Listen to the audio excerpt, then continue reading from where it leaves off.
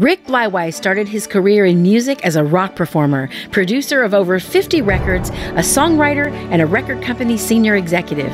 He's worked with the likes of Clive Davis, Melissa Etheridge, the Backstreet Boys, Kiss, U2, Whitney Houston, the Bee Gees, and other industry legends. In his latest creative endeavor, Rick has crafted Pignon Scorbion, the historical mystery series, blending his love of the past with the twisty deliciousness of a whodunit.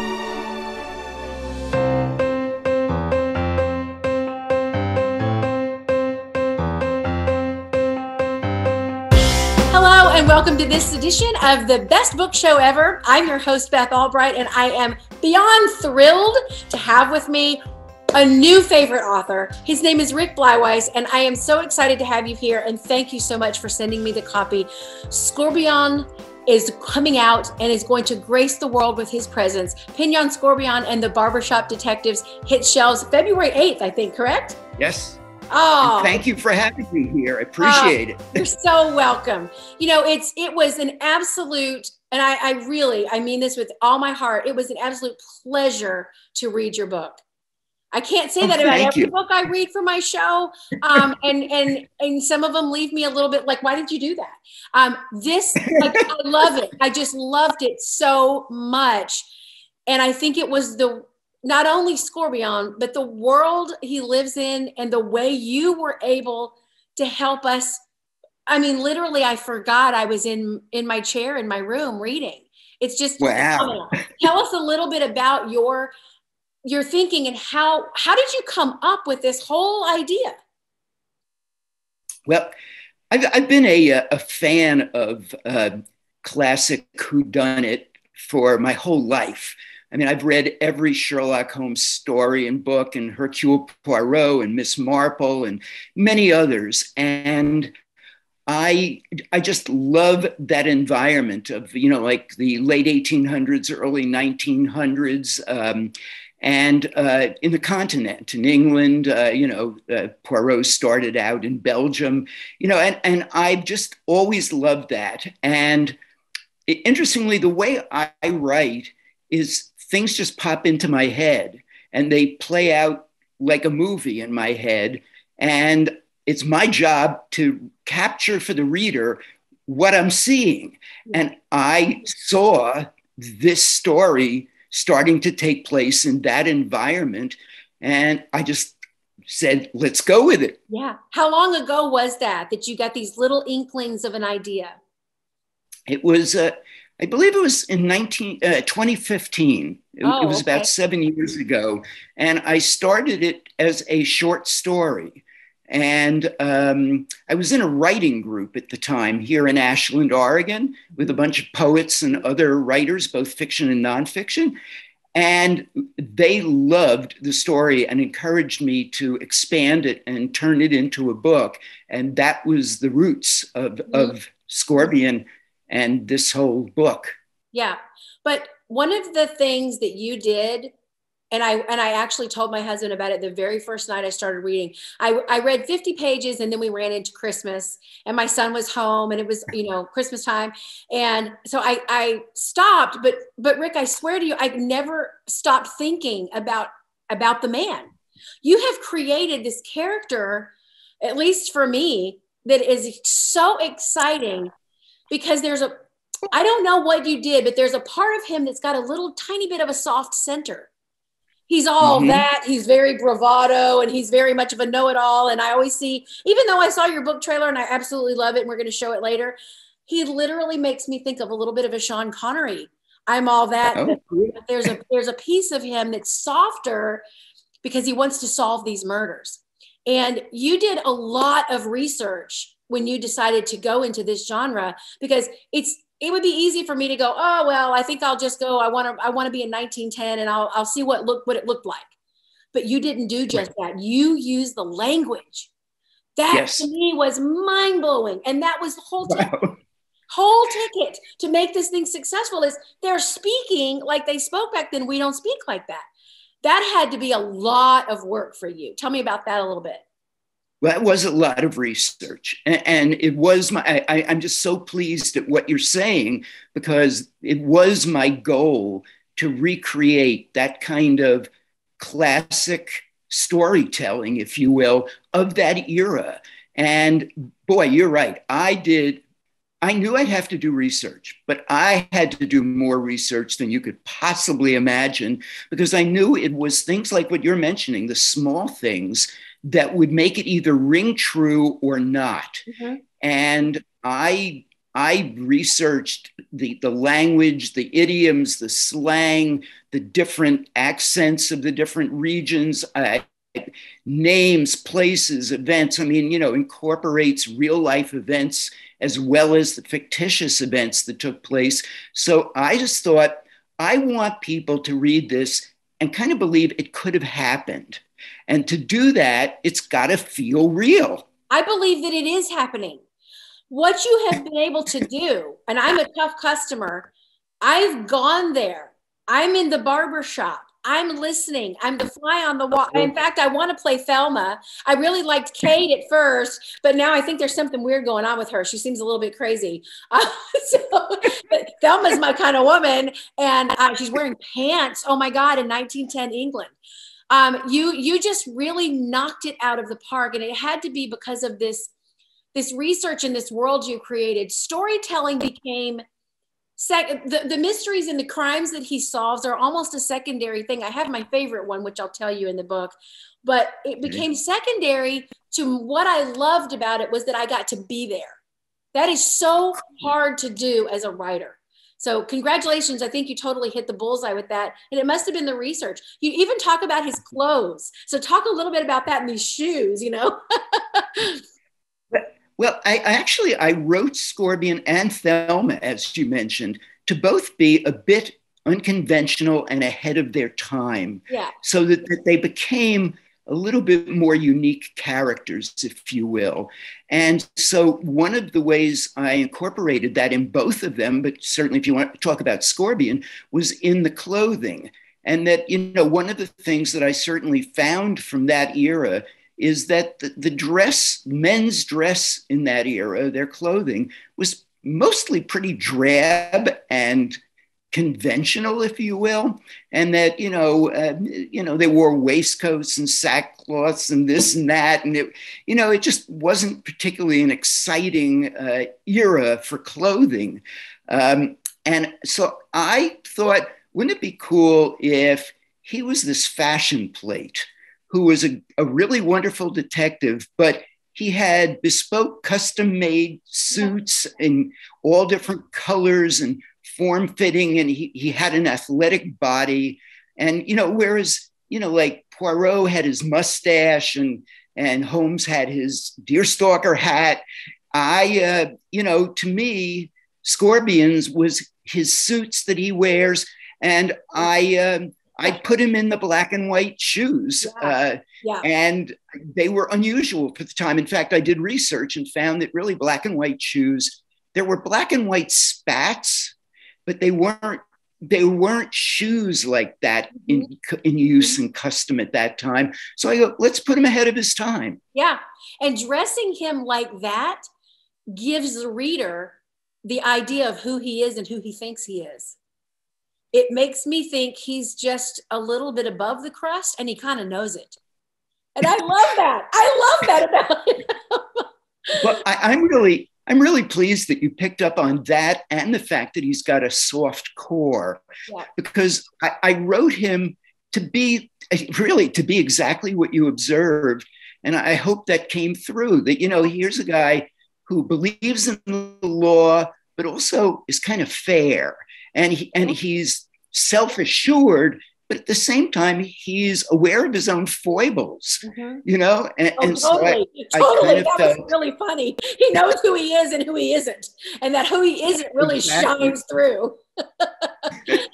Yeah, I enjoyed him. I'm sure you can tell. I enjoyed him so much, but I mean, you can see my typewriter up here. I really like that era. The whole early 1900s. I don't know. Are you familiar with a show called Agatha Raisin? I watch a lot of TV.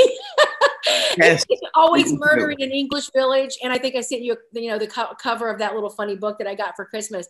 So this era really appeals to me, but it is not easy to convince the reader that they're really in that time period. And that is what's providing the escape in your book, particular because of the way they speak. To me, I was absolutely astounded. The rest of it was all painting and decorating and all of the stuff that you do to build a world. But oh my gosh, that language that he speaks, I'm learning new vocabulary every sentence. So that, I mean, writing really believable dialogue, you know, as a writer, you're having to write this dialogue that these characters are speaking, but still make it believable. I mean, that you walked a tightrope. You had to walk a tightrope with that. Is that what it felt like? It did, but I also want to say I've tried writing in different genres and different styles in my life. And I find that this kind of writing that I did for this book is what comes most naturally to me. Wow. So it was kind of a combination of what I felt comfortable doing and what I think I may write best, as opposed to, I don't think I would write a really good Tom Clancy, like, you know, thriller or a Die Hard, you know, action, bloody, you know, kind of thing. I think I'm better at this kind of a thing. And so why not do what you think you do best? And if people agree with you, that's great. And you know yourself best. And so if you feel comfortable in that era, then that's where you're going to be most alive. You know, it's almost like a feeling like you're born in the wrong time period, but in your book, you can be back where you feel like you belong. Absolutely. And also, you know, a lot of today's mysteries, now there are cozy mysteries that are very, what I'll call calm, but there are a lot of thrillers that are very bloody and gory and tense. I wanted to write a book that people could get enjoyment from, maybe laugh a little bit with. You know, I want to have people escape with the book rather than be further stressed given today's world. Yeah, that's a really, really good point. Especially since I'm writing my first thrillers myself. Nothing's really bloody till the very, very end, and then you're really happy about it. So, but I'm the same. I didn't want to have, like, you know, people all locked up and, you know, all sorts of horrible things being done to them. I just couldn't do that. I would rather the tenseness come from, you know, this first person going through an experience. And with Scorbion's characters that you've created in that barbershop, what you have done so well is allow the reader to be in the barbershop too.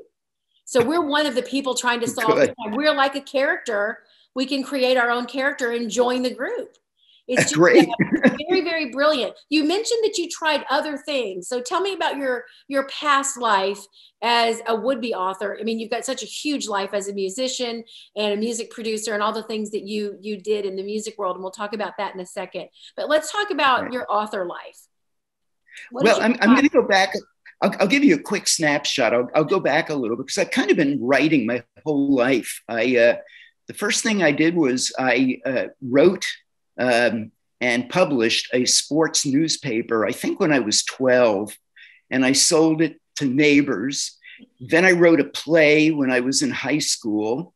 Then I was in film school and I was writing screenplays for the student films I was making. And then most of my life, I wrote newspaper columns, magazine articles, things of that nature, much more nonfiction than fiction, which to some degree, that's exactly what I tried to do with Scorbion, is make a piece of fiction feel like nonfiction, because I knew I wrote nonfiction well. But then when I joined this writing group back in the early 2000s, when I moved to Ashland from New York City, I started writing books or full novels. And the first one that I wrote was called Lucky Lenny and Hector Go to Vegas. And it was a magical realism road trip. And then I wrote a science fiction book called Tourists from Other Dimensions. about aliens from other dimensions who come to Earth as where they visit and go on vacation. That's maybe your and backlist will come to life now following Scorbion. I don't know, who knows? And then I've written short stories. I started writing my memoir, which I put on hold until I can add whatever happens in my author life to the end of it. So it's a complete cycle. Yeah. And I've tried my hand at more tense thrillers and things like that. And I just found it wasn't what I did. I think these lighter books really are what I'm more adept at. Mm-hmm. And what like I said earlier, is that it's creating these worlds, so now my interest is piqued about the alien travelers and the Vegas thing. It's like, because you're very, very gifted at creating a world that the reader then forgets they're in their own world. And isn't that what we're reading for? As a reader, that's what I'm reading for. I want to escape. Same reason I'm watching a movie. Right, So, exactly. Yeah. So I think we have so much in common. It's just like I was doing the same thing, selling little stories for 10 cents, reading my stories on Friday. I went into broadcast journalism and wrote all the things like what you said. It's just such a similar background. And you just kind of have to find what you are as a storyteller. And you're always telling stories. And so what stories do you tell best? You think you found that with Scorbion?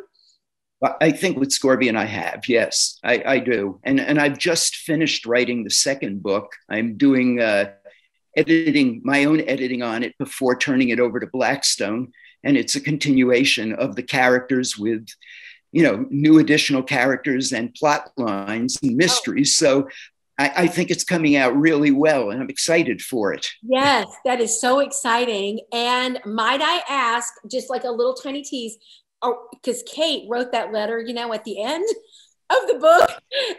Is she coming back to bother someone?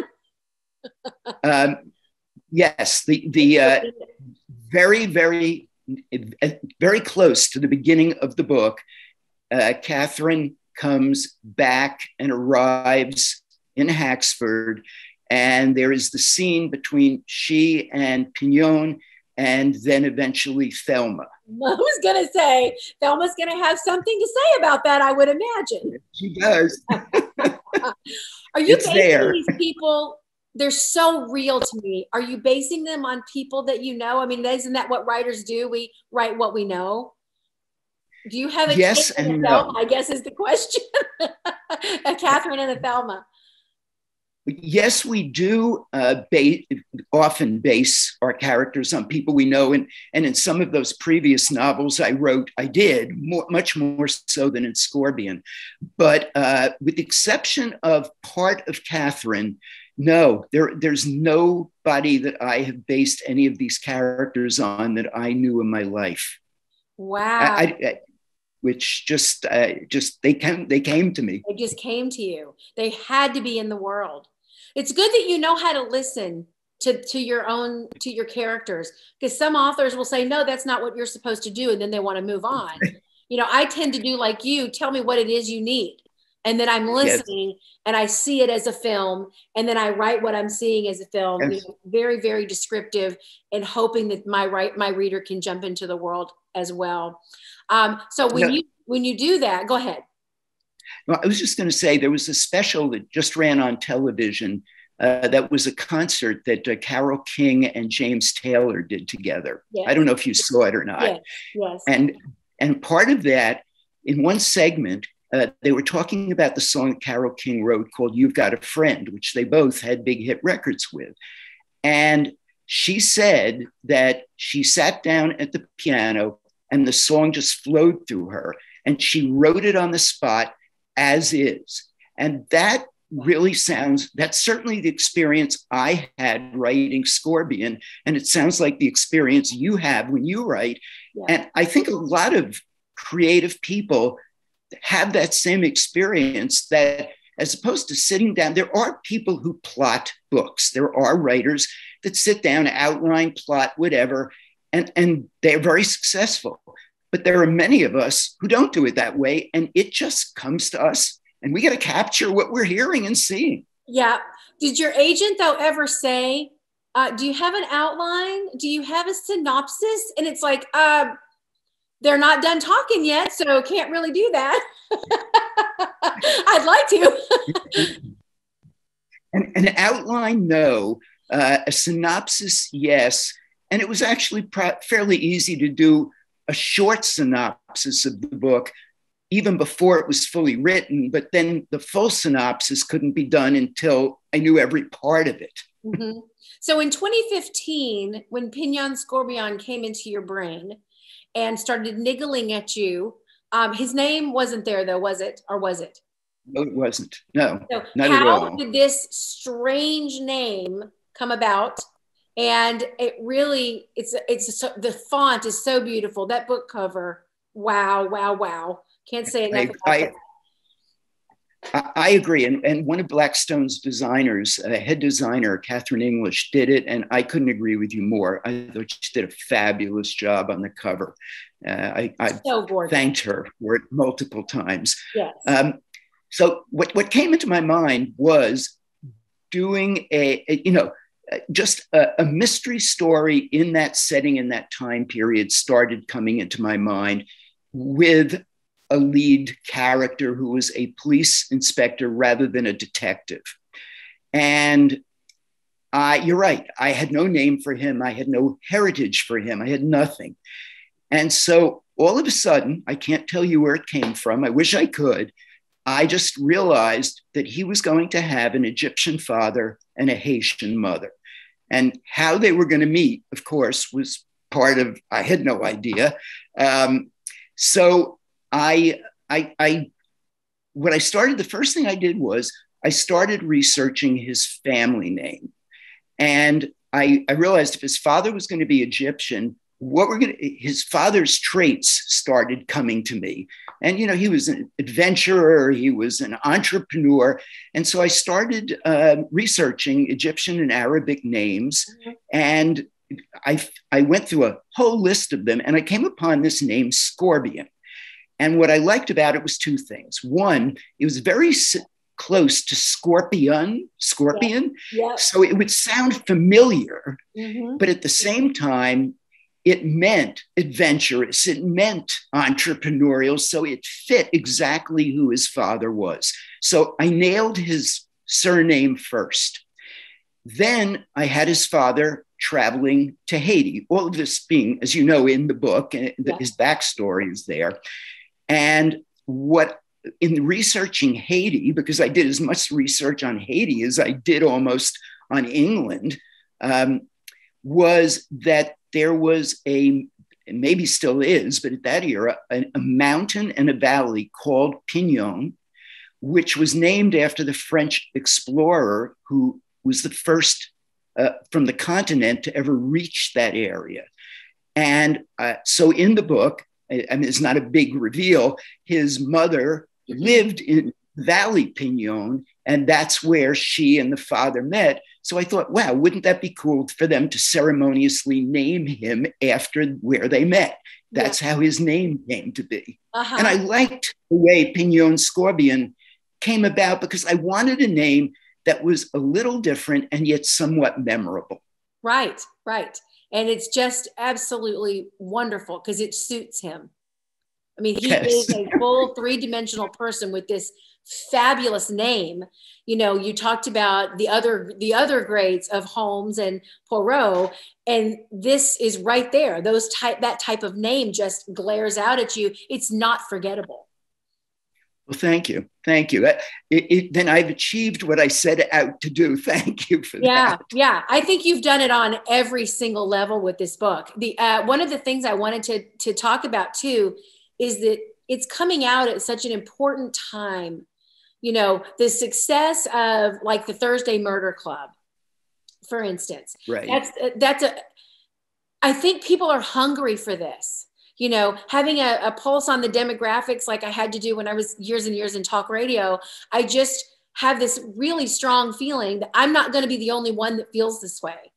people are going to say, oh, thank goodness it's not all sorts of blood and guts all over the street. And it's, it's still British. It's, still in another time period. It's still a mystery, but it's enjoyable people that we want to hang around with. So I think your timing on this is absolutely knocked out of the park. People are going to be hungry for it. I really think so. As they say, from your lips to God's ears. Absolutely. Absolutely.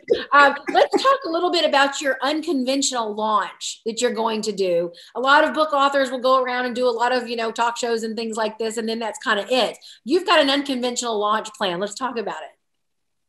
Well, yeah, in addition to doing what you mentioned, the conventional things, I wrote this theme song for him, which is used in the audio book. It's used in the video trailer and on my website, etc. And I just thought it would be kind of fun, since I do, as you can see behind me, I've been in music and a musician and producer my whole life. So, I just thought it'd be cool to set a mood, set a tone, for the time and the characters, so that it was, your eyes have something to do with Scorbion, and so do your ears in a way. It's multisensory.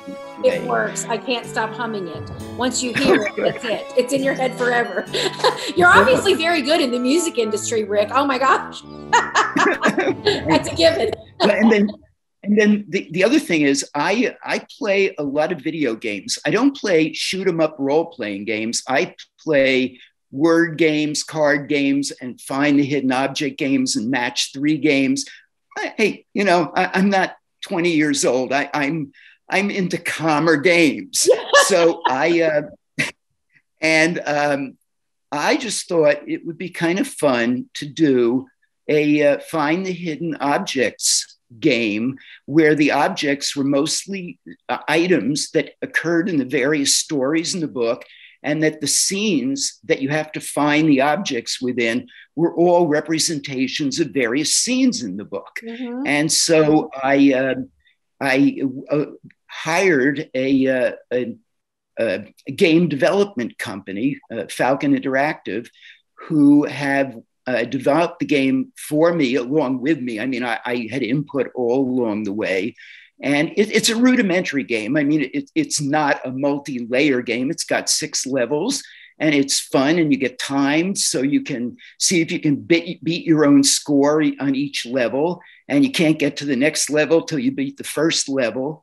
And I just, I think it's going to be fun for people to, again, it reinforces the book. And also the tie-in to the book is that there are 6 levels. There's a circus, there's his police station, there's the bookshop, there's the barbershop, etc. But the first 4 levels are free to anybody that wants to play it in either the Apple or Google Play stores. But the 5th and 6th levels are locked, and the unlock code is printed in the book, the ebook, and the audio book. Oh, wow. So you have to... Yeah, in order to play the last 2 levels, you have to go to the book to get the unlock code. Oh, that's exciting. So I just wanted to tie in. And then, of course, Shane Salerno of the Story Factory and his great team did the video trailer. I had no idea they were going to use me as the narrator. It came as a shock to me when I saw it. I do love the way it turned out, if I must say so. Yeah. But there's also that Blackstone is now doing T-shirt printing. So we have started printing and T-shirts, and we're going to start selling them. And in fact, I wish I had it here, but I don't have the first one yet. But we're making T-shirts for dogs that have the Scorbion. That's awesome. As well as people. Awesome. So there's that. And really, a lot of films have what they call transmedia launches, like Harry Potter. It's like they launch them with all sorts of merchandising and all sorts of tie-ins. Most authors and publishers don't do that kind of a thing. Mm-hmm. That's really what I and Blackstone wanted to do for this book. and see how it worked and have fun with it. That's one of the things. We wanted to have fun with the book, and we hope people have fun with what we created. Yeah, it is a fun book. It's fun. Even though it's murder mysteries being solved, it is so much fun to hang around with these people and be in the town that it's in. I just loved it. Loved that aspect of it so much. And so I can see how this multimedia tie-in would really work for something like that, because it's a world that you've created. It's not just a story. Well, I'm glad you feel that way. I am. And then, also, I had a new website launch that my agents actually built for me. Again, I had input into it, but, they really did a good job. And so, that obviously ties into the launch. And I don't know. I just was trying different things. I may be forgetting one or two things, but those I think are the core base. And then I'm doing, this chapter and verse YouTube interviewing of literary agents and things like that. I'm just trying to create an awareness for the book in as many different ways as I can. Mm-hmm. Well, and I love that you're doing that, because also what you're going to do is you're going to hit a lot of different demographics by doing that. The video game and the t-shirt and the book itself appeals to a 50-year age range rather than just a certain age range that the book might appeal to. Yes. So that's exciting. And that gets kids involved. That gets young people, yep. 20s and 30-year-olds involved. And they can play the video game and they can wear the t-shirt, and it becomes kind of the cool thing, just like Harry Potter was a cool thing. So that's a brilliant launch. I love it. Thank you. I hope you're right. Yeah, let's take a break right here and let's just watch this wonderful trailer we just talked about.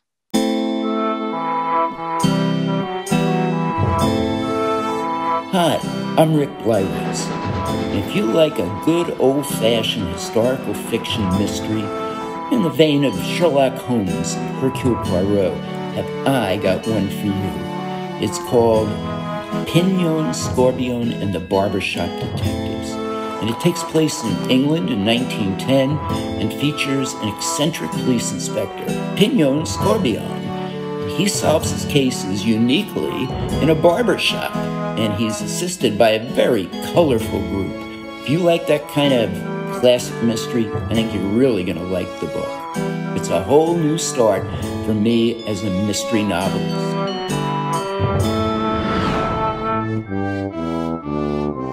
Wasn't that an amazing trailer? I mean, it literally takes you to the town. I showed it to my son. He's 28, and he's like, I think I want to read that.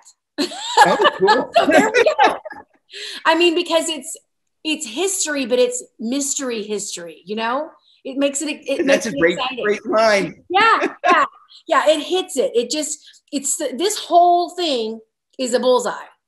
A lot of people are trying this kind of thing and they miss it and they're kind of dancing around it. This whole thing is just a bullseye. I mean that from the bottom of my heart. Wow. Yeah. So let's talk. I like to use this show not only to interview authors and interview people in the industry, because I absolutely, if you could see my house, it's just books and books and more books. I love the industry so much. And it's something I wanted to do since I think my earliest writing was letters to my mother. I always, for the longest, she used to say, okay, here comes the epistle. I love you, but this is an epistle. Pages and pages. Happy birthday, 5 pages long. I couldn't help myself. Very emotional writer. But I like to use this platform to encourage hopeful authors who have had a break in their career, authors who are trying to get restarted, authors who haven't gotten through yet. And it's funny because I love Blackstone so much, and we'll talk about that in a minute. But on the website, it's funny because it says, I will be 77 years old when I publish my first book. I laughed. Of course, I had to show it to my husband. I thought that was really funny and very striking. Tell me about your journey and how it is that you have not let go of your dreams and to encourage other authors. Well, I'll just start by saying I have my entire life chased the pot of gold at the end of the rainbow in many, many ventures in many, many ways. And I've always found that the chase was as rewarding as finding the pot of gold. That I enjoyed, I just love the chase. I love the adventure. And when you find the pot of gold, it's just the bonus at the end, the cherry on the sundae. Yeah. So, and I've just always been like that. And I've had successful things I've done, and I've had failures that I've done. And that's part of my key advice to aspiring authors and writers is just keep doing it. Don't give up. Don't stop. Keep chasing. Keep on that journey. Keep writing. And, you know, we're in an industry where rejection is normal. You know, most writers get rejected at some point in their careers. There are books that become huge bestsellers that get rejected by publishers, and you just can't let that stop you. You can't just go, oh, I can't write anymore. You just have to keep going, believe in yourself, and keep writing. And I believe you're never too old until the day you drop dead to keep doing that. Yeah, I remember you and I are such kindred spirits. And I remember my mother-in-law saying to me before I was married, said, what am I, 21? And she said, but what happens if you don't get any of these things in your life? And then I said, well, I'll probably die trying and I'll never know that. So I can't imagine not chasing the pot of gold. I just can't. What is that even like? Why are you even living if you're not chasing Right. after something amazing? I like to reach for things that are just out of reach, you know, and I think you think and feel the same way. Oh, exactly. In fact, back in the early 2000s, I left New York City, where I grew up and spent my entire life and career, moved with my wife here to Ashland, Oregon, kind of rural, remote Oregon, Southern Oregon, and with the idea of retiring from the music industry. And I got bored out of my mind. Yeah. I mean, I had all of this energy. I had all of this knowledge that I had built up over my life. I joined nonprofit boards. I loved that, but I didn't find it rewarding enough. And so that's when I went into publishing and when I started writing again. And it's because, if you sit still, you vegetate. I'm not a golfer. I'm not a tennis player. I'm not a bridge player. I'm a writer. Yeah. I'm a worker. Yeah. I'm right there with you. I know exactly what that's like. My brother, he keeps telling me, I'm working so hard because I can't wait to just sit on the lake. And I'm like, what in the world are you talking about? Our brain doesn't even compute like that. I can't imagine not being in the chase. It's what keeps me breathing every day. It almost makes me emotional that you're talking about it because you get it. You're somebody who gets it. Oh, I totally get it. But there are different personality types. I mean, not everybody is a type A or a driven personality. It sounds like you and I both are. Yeah. And we just, thrive on that creativity and the things that we don't know might happen tomorrow, the surprise of tomorrow. And for you to be at this stage of your life, launching a multimedia giant like, Scorbion, and a new human being for people to gravitate to, how does that make you feel? Very proud and pleased. I don't know how else to put it. I mean, I don't know whether the book will go on to be a bestseller or just, a footnote in the annals of literature or somewhere in between. And, obviously I'd like it to do the best it can, but I'm just pleased with the way it came out. And I will be pleased for anyone like yourself who gets enjoyment from it. The more people, the better. But, whoever it is, it will be. Yeah. I shared it on just one of my pages yesterday. And I think in 10 minutes, it had like 6 shares. Wow. Why are people sharing? All of a sudden, because I'm telling you, you watch that trailer. And so then, of course, my brain says, why isn't this is going to be a TV show that we can tune into? My mother was such a fan of Poirot and Holmes and Agatha Christie. And I think she kind of turned my head in that direction also. But, just the excitement of watching that trailer set people off. I had private messages coming. How did you know this person? When is this coming out? You know, that kind of thing. So cool. Yeah. Well, I'm hoping it will become a TV series or a movie or something. And I know Blackstone's TV film people are, you know, talking to producers and studios, etc. And, you know, I'm hoping that will happen. I see it, you know, since I saw it playing as a movie in my head to begin with, I'm right there with you. But, you know, it's not me that's adept at filmmaking. You know, in spite of having a film degree, that's not what I do. Yeah. Well, because there's screenwriting, you know, and I've done a little bit of that too. So I know that it's not the whole picture, you know, it's all the visuals and all that. That's why I have my husband who can do that sort of thing. So that is very exciting. Let's talk a little bit about another book that you have coming out. Is it June? Hotel Cal? Isn't it May? Hotel? May. Let's talk about that, because that's super exciting. Completely different from Scorbion. Yes. There's a book coming out I think it's May 22nd, also from Blackstone, called Hotel California. And it is a collection, an anthology of short mystery stories written by, I'm pleased to say, a group of authors who are way better well known than I am at this point. Well, just for now. That's just for now. Yes, there's Andrew Child has taken over writing Jack Reacher from his brother Lee Child, and there's a new Reacher story in the book. There are stories from Heather Graham, Amanda Flower, John Gilstrap, Reed Farrell Coleman.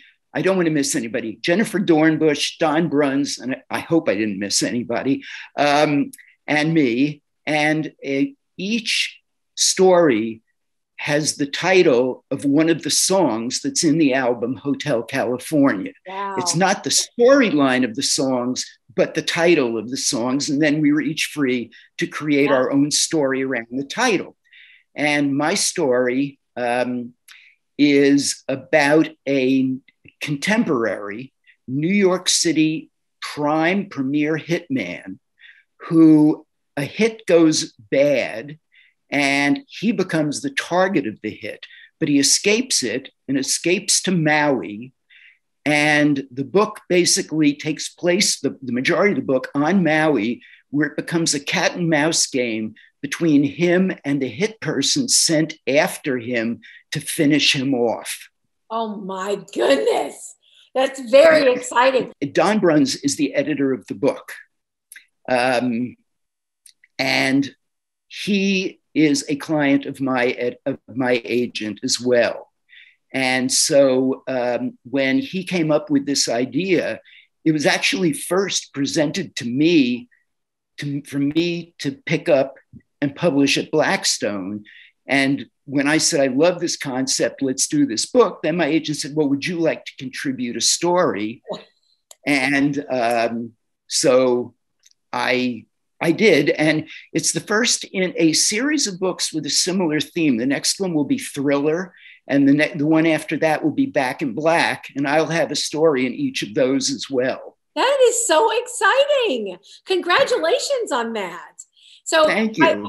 Retirement, what is that?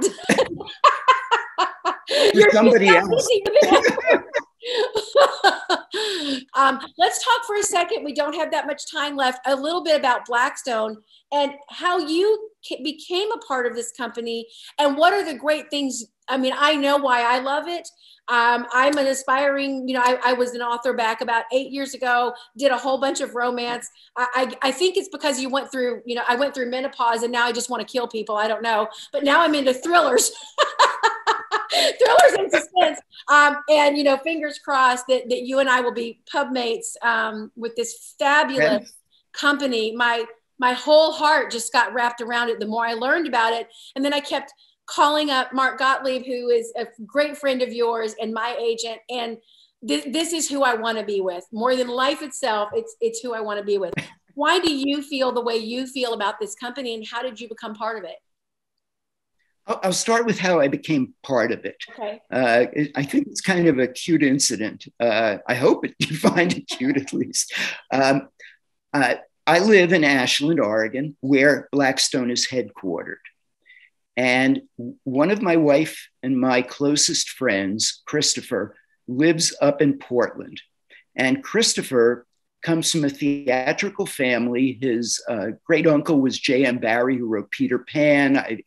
Wow. You know, he's English. In fact, Christopher was one of the people who checked Scorbion for authenticity after I had written it to make sure that it, you know, that I had everything right. Wow. But anyway, I divert.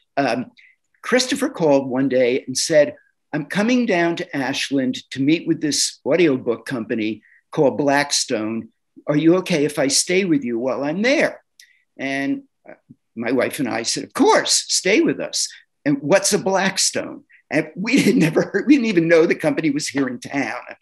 This was, though, shortly after we had moved here. And so Christopher told us about it, and Christopher came down. Why did Christopher come down? Because Christopher owns the audio rights to Winnie the Pooh and was licensing them to Blackstone.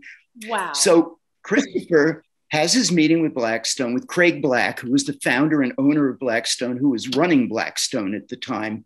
His nephew, Josh Stanton, is the CEO now, and a brilliant visionary, I might add, which is part of Blackstone's success. But Craig was running it at the time, this years ago. And so Christopher had his meeting with Craig. And during the meeting, after they agreed on their deal, Christopher said, I have these two friends that I'm staying with, and you should meet with them because they have tremendous New York corporate entertainment industry knowledge, and it might be something you could use. And you should know that my wife was also a senior executive in the music industry back in New York. She ran classical labels and things like that. So she's a brilliant marketer as well. Well, I shouldn't say as well. She may be a more brilliant marketer than I am. But anyway, so a few days later, we get a call from Craig, and he said, let's meet for lunch. We meet for lunch. We have lunch with Craig. And at the end of the lunch, Craig says, you know, I don't know exactly what I'm going to do with you, but I know that what you guys know is something that my company could use. So let's start. Will you consult to us? So Deborah and I started the next week as consultants. We were on the first board of directors. And then Deborah retired, and I went on staff about a year or two later. And I've been with them ever since, heading business development. Oh, that's how I started. Yeah. And so what were you doing then versus what you're doing now? What I was doing then more was nonprofit work. I was on the board of directors of the Oregon Shakespeare Festival and the head of their business alliance. I was on the president's advisory board of the Southern Oregon University here. I was on one of the auxiliary boards of the Ashland Emergency Food Bank. I was on an early board member of the Ashland Independent Film Festival. So I was really devoting myself more to the area and the town, you know, and keeping it vital and you know, in the arts. And I was starting to do writing. So those were kind of the things I was doing before I joined Blackstone. So when you joined Blackstone, what did you do originally versus what you're doing now with them? Well, originally I was more advising. I was working with Josh and you know, bringing what best way I could put it is I was trying to bring the best practices of the corporate entertainment world from New York. Okay. But without turning Blackstone's culture into a corporation. Okay.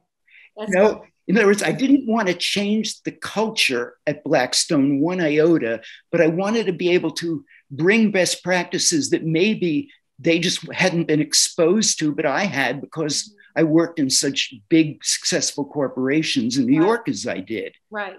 So that's kind of what I started doing.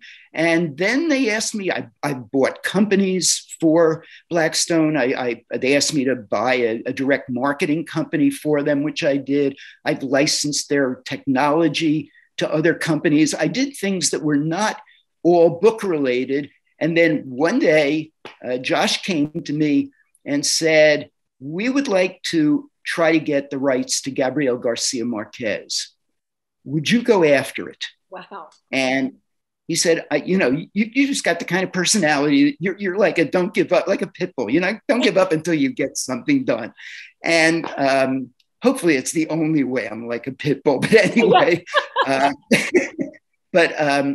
and so I was told by all my friends that knew, that were in the publishing industry, you're never going to get it. Everybody's tried to get the audio rights. They've never given them. It took me 2 years. And after 2 years, I was able to get the rights. And then Josh said, well, you were so good at that. Would you go after this? And would you go after that? And so I started getting involved in acquisitions. So I just do, I wear, on my website, it says a man of many hats. I'm a man of many hats at Blackstone because I really, exactly.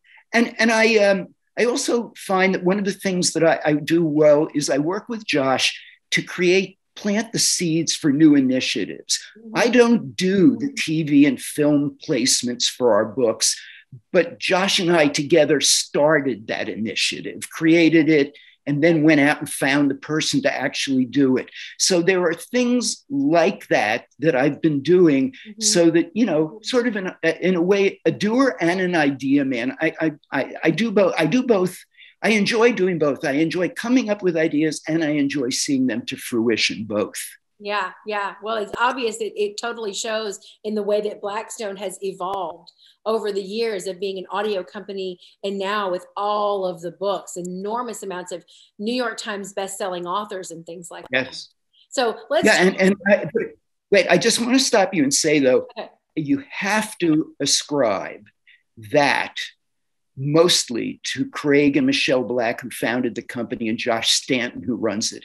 They really are the visionaries that have made Blackstone what it is today. I'm not diminishing my role, but I'm not going to sit here and take credit for just my little part. Yeah, exactly. I understand. It's always a team effort, and we are a team. Play well with others, do a lot better in the world than people who don't play well with others. Yes. Yeah. Yes. Let's talk about your work with authors. The whole industry is different. It's a little sad, for a person like me, because I really ascribe to the old, even as an actress. I was an actress on Days of Our Lives a long time ago. I was on The Young and the Restless and The Bold and the Beautiful, lots of soap operas. I really just wanted to be very, very glamorous while murdering people. So that's why I actually chose soap operas, so I could be glamorous every day and also be awful. So back to the way it used to work is the same way it worked in the book world. The agent had a hunch. The publisher or the producer had a hunch, this person's going to be something. And then they could just take that hunch. That's why they were great agents, why they were great publishers or producers. They take that hunch and they just run with it. And they don't say, oh, well, let's just look at black and white numbers. For an author, it feels today sometimes, you're black and white numbers. I have, 60,000 books sold with just the little books that I had out years ago. And that was pretty darn good. Mark thought it was great. And, nothing to be ashamed of. And it just becomes numbers, let's look at those black and white numbers. And then why have you been away from the industry for so long? And it's life, that kind of thing. And, I had my, truth be told, my agent got breast cancer before any of my books came out. She died. And my editor was fired before my first book came out. We had them ready. Wow. We were done. But 2 weeks after I turned my manuscript in, she's done and she's not there. And so literally there was nobody helping me launch anything. Still, we were able to sell 60,000 books. I was good at buying billboards and, doing Oh, huge signings, all sorts of things. Yeah. But today it doesn't work the way that it used to. We are very, very author centric. I mean, we consider ourselves a company of storytellers, whether that's, in film and book, whatever. I mean, that's what at the core, Blackstone is a company that deals with storytellers. And while numbers are important, it really comes down to, we want to publish the best books we can publish by authors that we believe in and like working with. That's our first criteria. Now, we need to sell books to stay open, obviously. Sure. So numbers are important, but the book and the author come first. That's really the story and the person come before the numbers. If the story's there, we'll make the numbers work. If the story's not there, all the numbers in the world aren't going to make it work. And, we do operate as a team. I've been with companies where they said, oh, we're like a family, but they're really not like a family. They're like a corporation. Yes. Because Blackstone is family founded and run still and owned, and many of the people who work in the company are friends and family to begin with before they're employees. It truly does have a culture of, I like to say it's like a sculling crew, where everybody's pulling the oars in the same direction because they want the boat to go forward as well as it can. I love and that. A lot of egos are checked at the door because we all have a common goal, and you don't find that everywhere. Wow. Another thing I would like to say is that a lot of authors have been hurt when their editor left or their editor got fired or died or whatever. And we work a little differently because the people who acquire at our company they don't edit the books, they don't market the books, they don't do the recordings. We put our authors one-on-one with each person in the company who actually is responsible for doing each of the roles. And if an editor were to leave, it doesn't mean that author is out of luck. It means somebody else will be their top line contact, but they've still got all these relationships across the company. Actually, I have not seen any company operate like what you just described. It's just been so numbers oriented. That's why my heart I instantly calls up Mark and I say, this is it. This has to happen. It has to happen. It's so unique. So unique. I want to make sure, though, we do care about numbers, yes, but it's not what we care about first. We care about the book first. Absolutely. And we've had a few of our, not very many, but a few of our acquisitions people retire in the past few years. And when they did, every one of their authors and every one of their publishing and agent contacts were transferred over to other acquisitions people, not dropped. That's not how we operate. Well, it's because it's family, and I think you landed in such a great place because it really seems to suit who you are as a person, not only as a person, but also as a writer yourself, with all of the support you're getting, for our new wonderful hero, Scorbion. So, and let me, can I just say one other thing to you? Yeah. I would love to sell the 60,000 books you've sold. Congratulations. Oh, seriously. Yeah, it went into foreign rights. It's still selling today. I still get a little royalty check a couple times a year. That's great. It did well, but I will tell you, I hustled that. I went on talk shows all over the South, all over Milwaukee. I booked myself. My husband's very, very good at doing the one sheets and getting us booked.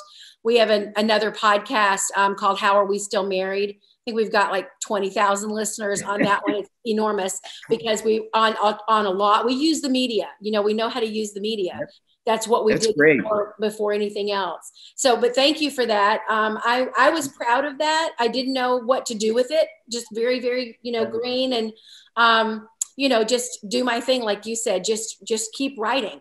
I think you are such, the CEO of Reaching for the Stars kind of person, because you just keep on going and you have such a great attitude. Last thing I'm going to ask you before we do a little bit more promotion on Scorbion. Have you ever had a moment where you thought, well, that's not going to work out. I've got to just give that up. Do you ever have any moment where you think about giving up on something you really want to do? Not really. No, I'll even go in the exact opposite direction in this regard. A number of years ago, my wife and I studied meditation and manifesting with a man named Dr. Joe Dispenza, who's one of the leading practitioners of that. And I do a lot of manifesting. We do a lot of meditating, but I do a lot of manifesting because I bought into this whole quantum universe idea, and that if you truly believe and start living that something is going to happen, the future can't help but become what it is that you are living and believing. And so as opposed to giving up, I would more start doing that to make sure that my future was what I wanted it to be, rather than give up and say it can't be. That is really inspirational. You know, that's what I told you earlier. I like to use this show to really inspire. I have a number of friends who haven't been able to get through that wall. One friend wrote me yesterday and she said, "Can you please hold my hand? My hair is starting to fall out. I'm so stressed. I keep getting no's." And it's like, you know, you got to believe and see it and visualize it and do the manifesting work. And then things begin to fall into place, you know, and if they don't, you figure that out. Right. And maybe I should have started manifesting earlier when I was writing these other novels, but I hadn't started manifesting at that point. Rick, I really feel that we're going to see those novels. Now I'm thinking about Vegas and I'm thinking about the visiting aliens. And so I'm already excited. I think you've just got an enormous amount of ideas. And with the success of Scorbion, you're going to have some really good backlist that's going to make its way out into the world. And I can't wait. Thank you. You're welcome. You're welcome. All right, we're going to play out your song. Now, you wrote this song, so why don't you talk a little bit about that, and we'll wind everything up.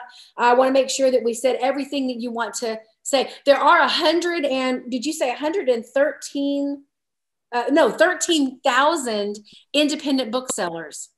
And I am such a believer in independent booksellers. No, 1,300. Oh, 1,300. Here's my glasses right here. Senior Yes. moment right there. 1,300 independent booksellers, and they're all listed on your website. Well, actually, there are probably more than 1,300, but between Blackstone and me, we've been able to identify 1,300 of them. And taking nothing away from Barnes & Noble, Walmart, Target, Amazon, and the book sales they make. I'm a huge believer in independent bookstores and buying locally. And so with Blackstone's help, we compiled this list of the 1,300 independent bookstores that we knew of. And I have created a page on my website sorted by state with their contact info so that people can find their local bookstores, or if they're going to an area where they're not familiar with, they can find them. Yeah. And I've told, put out the word that any bookstore that's independent that's not listed on there, send me your info and I'll add you to the list. Great. I love independent bookstores too. In fact, it's one of the little jobs I keep saying to my husband, one day, where my theater is located in a little town in Wisconsin, that will take me into my, quote unquote retirement. Because I don't see me ever sitting there just looking at an ocean view, which would be nice for a vacation, but I got to get back to work. And one other thing, another part of our launch is that Blackstone's doing a display contest for all independent bookstores, with prizes. So we're just trying to do different things. So how can people get involved in that? Let's talk about that so that people will know how they can get involved in that display contest. Well, if you own or work in an independent bookstore, if you get a hold of me, or better, if you get a hold of either Greg Bogoslawski, who's head of the physical book sales at Blackstone or one of our regionals, then they will, you can just sign up for it. They'll get you the posters, they'll get you all the materials, and you'll be eligible to win I think it's cash prizes. So get a hold of Blackstone, and worse, get a hold of me and I'll put you in touch with the right people. Okay. All right. Perfect. So just go to Blackstone's website. And they give I believe you go to Blackstone's website, or you can certainly go to mine. My email address is on there. You could email me and I'll make sure the connection's made. Anything else you want to make sure we say before we wrap up? No, I think you've done a fabulous interview. I really appreciate it. I will quickly answer the question that you asked, though, about the theme song. That I wrote it, I recorded it. That's all me playing it. And